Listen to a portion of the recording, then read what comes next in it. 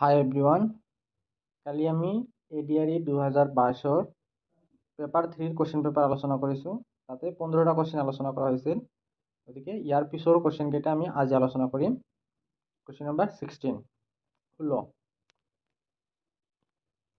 নিম্নলিখিত নদীসমূহৰ কোনখন নদী বৰাক উপত্যকাত অৱস্থিত? অপশ্যন আছে ডিক্ৰং, কুশিয়াৰা, বগী নদী, ভৰলু। কোশ্চেনত কৈছে বৰাক উপত্যকা বা বৰাক ভেলীত এই চাৰিটা অপশ্যনৰ ভিতৰত কোনটো নদী অৱস্থিত বুলি কৈছে। বৰাক ভেলীৰ মেপটো এনেকুৱা চালে ইয়াতে তিনিটা ডিষ্ট্ৰিক্ট আছে। এটা হৈছে কৰিমগঞ্জ, এটা আছে হাইলাকান্দি আৰু ইফালে আছে কাছাৰ।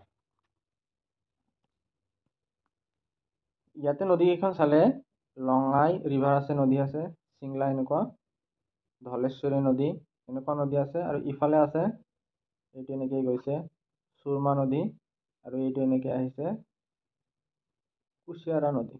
গতিকে কুশিয়াৰা নদীখন বৰাক ভেলী বা বৰাক উপত্যকাত অৱস্থিত, আৰু ইয়াত আমাৰ ইয়াৰ অপশ্যন বি কাৰেক্ট হৈ যাব, কুশিয়াৰা নদী। গতিকে কুশিয়াৰা নদী বৰাক উপত্যকাত অৱস্থিত। কোশ্চেন নম্বৰ 17 অসমৰ ৰাজ্যিক বৃক্ষ কি? What is the state tree of Assam? Option আছে হোলং, চেগুন, শাল, আখত। ইয়াৰ কাৰেক্ট এনসাৰ হৈ যাব Holong. Option A Holong.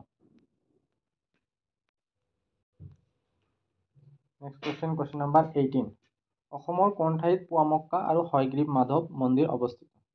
Option আছে শিৱসাগৰ, তেজপুৰ, দুমনিচুকী, হাজো। ইয়াৰ কাৰেক্ট আনসাৰ হৈ যাব হাজো। হাজোত পুৱামক্কা আৰু হয়গ্ৰীৱ মাধৱ মন্দিৰ আছে। পুৱামক্কা হৈছে গিয়াছুদ্দিন আউলিয়াৰ সমাধিস্থল।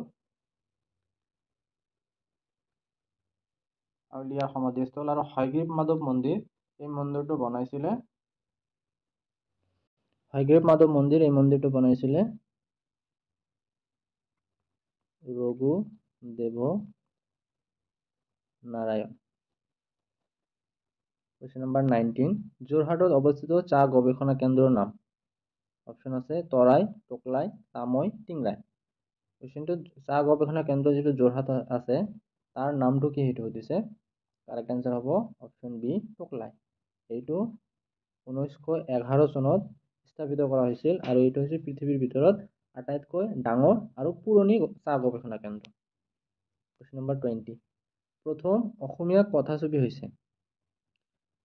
অপশ্যন আছে ভাইটি, বৰুৱাৰ সংসাৰ, জয়মতী, ইন্দ্ৰমালতী। কাৰেক্ট আনসাৰ হ'ব জয়মতী। জয়মতী হৈছে প্ৰথম অসমীয়া কথাছবি। এইটো 1935 চনত মুক্তি লাভ কৰিছিল, আৰু ইয়াৰ নিৰ্দেশনা কৰিছিল Jyotiprasad Agarwala. Question number 21 Swaraj party প্ৰতিষ্ঠা কৰা ব্যক্তিসকল? অপশ্যন আছে ভীমৰাও আম্বেদকাৰ আৰু চৰ্দাৰ বল্লভভাই পেটেল। অপশ্যন বি অৰুণা আছফ আলী আৰু সুভাষ চন্দ্ৰ বসু। অপশ্যন চি ভগত সিং আৰু ৰাজগুৰু। অপশ্যন ডি মতিলাল নেহেৰু আৰু চিত্তৰঞ্জন দাস। ইয়াৰ কাৰেক্ট আনসাৰ হ'ব অপশ্যন ডি মতিলাল নেহেৰু আৰু চিত্তৰঞ্জন দাস। মতিলাল নেহেৰু আৰু চিত্তৰঞ্জন দাসে স্বৰাজ পাৰ্টি 1923 চনত স্থাপিত কৰিছিল। কোশ্চেন নম্বৰ 22 ভাৰতৰ সংবিধানৰ কোনটো অনুচ্ছেদে ধৰ্ম, জাতি, বৰ্ণ, লিংগ, জন্মস্থান ভিত্তিক বৈষম্যৰ ওপৰত নিষেধ আৰোপ কৰে বাধা দিয়ে? অপশ্যন আছে অনুচ্ছেদ 25, অনুচ্ছেদ 13, অনুচ্ছেদ 15, অনুচ্ছেদ 19। কৈছে যে কোনটো অনুচ্ছেদে বৰ্ণ, জাতি, ধৰ্ম, বৰ্ণ, লিংগ আৰু জন্মস্থানৰ ভিত্তিক বৈষম্যৰ ওপৰত নিষেধ আৰোপ কৰে। তাৰমানে ধৰ্ম, জাতি, বৰ্ণ, লিংগ আৰু জন্মস্থানৰ ভিত্তিক যিটো ভেদাভেদ সেই ভেদাভেদৰ ওপৰত বাধা দিয়ে কোনটো অনুচ্ছেদে? কাৰেক্ট আনসাৰ হৈ যাব অপশ্যন চি অনুচ্ছেদ 15। অনুচ্ছেদ 15 ধৰ্ম, জাতি, বৰ্ণ, লিংগ আৰু জন্মস্থানৰ ভিত্তিক বৈষম্যৰ ওপৰত বাধা আৰোপ কৰে বা নিষেধ আৰোপ কৰে। নেক্সট কোশ্চেন 23 মোহাম্মদ আদিল শাহৰ সমাধিস্তম্ভ গোল গম্বজ বা গম্বুজ অৱস্থিত? ক'ত অৱস্থিত? অপশ্যন আছে বিজাপুৰ, দিল্লী, হায়দৰাবাদ, ভোপাল। মোহাম্মদ আদিল শাহৰ সমাধিস্তম্ভ যেটো গোল গম্বুজ এইটো অৱস্থিত হয় বিজাপুৰ। বিজাপুৰ হৈছে কৰ্ণাটকত অৱস্থিত। কৰ্ণাটকৰ বিজাপুৰত মহম্মদ আদিল শ্বাহৰ সমাধিস্তম্ভ গোল গম্বুজ অৱস্থিত, যেটো আমি গোল গম্বুজ বা গোল গম্বুজ বুলি কওঁ। নেক্সট কোৱেশ্চন 24, ভাৰতীয় অসামৰিক বিমান চলাচল মন্ত্ৰালয়ৰ উদ্যোগত হোৱা উড়ানত এই বৰ্ণটিৰ সম্পূৰ্ণ ৰূপটো কি? এইটো উড়ান অসামৰিক বিমান চলাচল মন্ত্ৰালয়ৰ উদ্যোগত হৈছিল, আৰু ইয়াতে এই বৰ্ণটো কি প্ৰকাশ কৰিছে? আৰ্ম, এয়াৰ, আকাশ নে এভিয়েশ্যন? উড়ানৰ সম্পূৰ্ণ ৰূপটো হৈছে পুৰে দেশ কা আম নাগৰিক।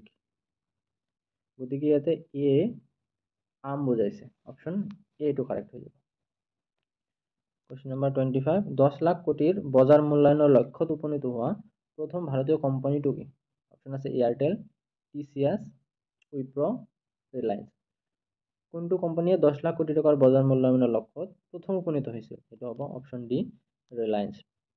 কোৱেশ্চন নম্বৰ 26, নৃত্যশৈলী আৰু সংলগ্নিত স্থানীয় ৰাজ্যৰ সম্পৰ্কীয় নিম্নলিখিত কোনটো যুগ্ম অশুদ্ধ? এইটো জোৰ আছে, যুগ্ম আছে, এফালে আছে নৃত্যশৈলী আৰু আনফালে আছে স্থানীয় ৰাজ্য।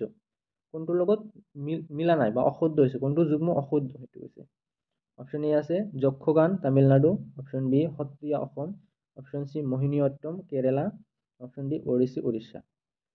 এইটো অসমৰ নৃত্যশৈলীটো সত্ৰীয়া, উৰিষ্যাৰ ওড়িশী, মোহিনী অট্টম কেৰেলাৰ, গতিকে যক্ষগান তামিলনাডু এইটো মিলা নাই, গতিকে এই কোৱেশ্চনটো কাৰেক্ট হৈ যাব। যেহেতু কোনটো অশুদ্ধ বুলি কৈছে, অশুদ্ধ হৈছে যক্ষগান তামিলনাডু, কাৰণ যক্ষগান এইটো কৰ্ণাটকৰ হয়। যক্ষগান কৰ্ণাটক থাকিলে এইটো শুদ্ধ হলেহেঁতেন, কিন্তু যেহেতু অশুদ্ধ অপশ্যন বিচাৰিছে, অপশ্যন এটো কাৰেক্ট হৈ যাব। 27, অসমৰ একমাত্ৰ ৰামচাৰ ক্ষেত্ৰ ৰামচাৰ চাইট জলাশয়টি হৈছে Deepor Beel, option A, B Bordoloni, option C Chandubi Beel, আৰু option D Dibru Saikhowa. Correct answer হ'ব অপশ্যন এ, দীপৰ বিল। দীপৰ বিল অসমৰ একমাত্ৰ ৰামচাৰ চাইট, আৰু দীপৰ বিলটো গুৱাহাটীত অৱস্থিত। কোৱেশ্চন নম্বৰ 28, নিম্নলিখিত মন্ত্ৰালয়সমূহৰ কোনটো বেটি বচাও বেটি পঢ়াও আঁচনিৰ সৈতে সংযুক্ত নহয়? চাৰিটা অপশ্যনৰ ভিতৰত কোনটো বেটি বচাও আৰু বেটি পঢ়াও আঁচনিৰ লগত সংযুক্ত নহয় বুলি কৈছে? অপশ্যন এ আছে স্বাস্থ্য আৰু পৰিয়াল কল্যাণ মন্ত্ৰালয়, এইটোৰ লগত জড়িত আছে বেটি বচাও বেটি পঢ়াও। গ্ৰামোন্নয়ন মন্ত্ৰালয় ইয়াৰ লগত নাই। মহিলা আৰু শিশু উন্নয়ন মন্ত্ৰালয় এইটোৰ লগতো আছে। মানৱ সম্পদ উন্নয়ন মন্ত্ৰালয় এইটোৰ লগত আছে। গতিকে কোনটো সংযুক্ত নহয় বুলি কৈছে, গতিকে অপশ্যন বিটো কাৰেক্ট হৈ যাব। কোৱেশ্চন নম্বৰ 29, অসম চিকিৎসা মহাবিদ্যালয় ক'ত অৱস্থিত?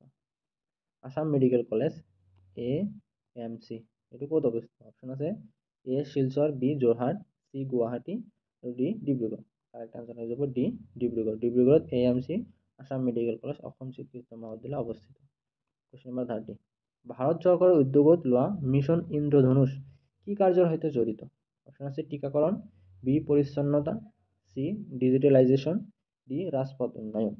মিছন ইন্দ্ৰধনুষ 2020 চনত এইটো ইনিচিয়েটিভ লোৱা হৈছিলে, আৰু ইয়াৰ দ্বাৰা প্ৰতিগৰাকী শিশুক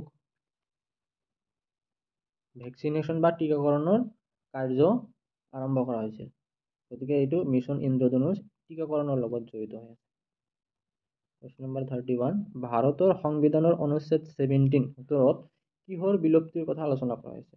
অপশ্যন এ আছে দাসত্ব, বি বন্দিত শ্ৰমিক, চি অস্পৃশ্যতা, আৰু ডি হৈছে সতী। অনুচ্ছেদ 17 কিহক বিলুপ্তিৰ কথা আলোচনা কৰা হৈছে? এইটো অপশ্যনটো হ'ব চি অস্পৃশ্যতা, আনটাচেবিলিটি। যিটো চোৱাচুত প্ৰথাক বিলুপ্তি কৰাৰ কথা আলোচনা কৰা হৈছে। 32 কোৱেশ্চন নম্বৰ, 1919 চনত নিম্নলিখিত কোনটো ঘটনা বা কাৰ্য সংঘটিত হোৱা নাছিল? অপশ্যন আছে ৰাওলাট আইন গৃহীতকৰণ, বি মন্টেগু চেমছফৰ্ড সংস্কাৰৰ ঘোষণা, চি বংগ বিভাজন, ডি জালিয়ানৱালাবাগৰ শোকাৰ্ত ঘটনা। এই তিনিওটা ঘটনা 1919 চনত সংঘটিত হৈছিল। বংগ বিভাজন এইটো হোৱা নাছিলে, গতিকে এইটো কাৰেক্ট আনসাৰ হ'ব বংগ বিভাজন হৈছিল 1905 চনত।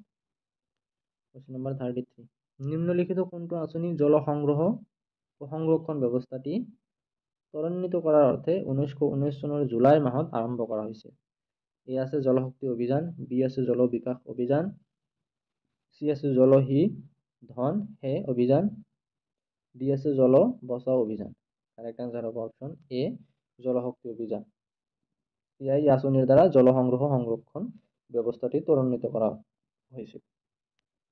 কোশ্চেন নাম্বার 34 নিম্নলিখিত কোনটো স্থান পেট্ৰলিয়াম খণ্ডৰ সৈতে জড়িত নহয়? দুলিয়াজান, বি নাজিৰা, সি বঙাইগাঁও, ডি মাৰ্ঘেৰিটা। ইয়াতে কাৰেক্ট আনসাৰ হৈছে অপশন ডি। এইটো পেট্ৰলিয়াম খণ্ডৰ লগত জড়িত নহয়, বাকীকেইটা জড়িত। গতিকে কারেক্ট আনসার হয়ে যাবে option D Margherita. Question number 35 কোনখন দেশত সৰ্বপ্ৰথমে পণ্য ও সেৱা কৰ ৰূপায়ণ কৰা হৈছিল, যাক জিএসটি বুলি কোৱা হয়, গুডছ এণ্ড সাৰ্ভিস টেক্স কোনটো দেশত পোনপ্ৰথমবাৰৰ বাবে ৰূপায়ণ কৰা হৈছিল? অপশন এ আছে জাৰ্মানী, বি ফ্ৰান্স, সি কানাডা আৰু ডি আমেৰিকা যুক্তৰাষ্ট্ৰ। কাৰেক্ট আনসাৰ হয়ে যাব অপশন বি ফ্ৰান্স। ফ্ৰান্সত পোনপ্ৰথমবাৰ জিএসটি ৰূপায়ণ কৰা হৈছিল।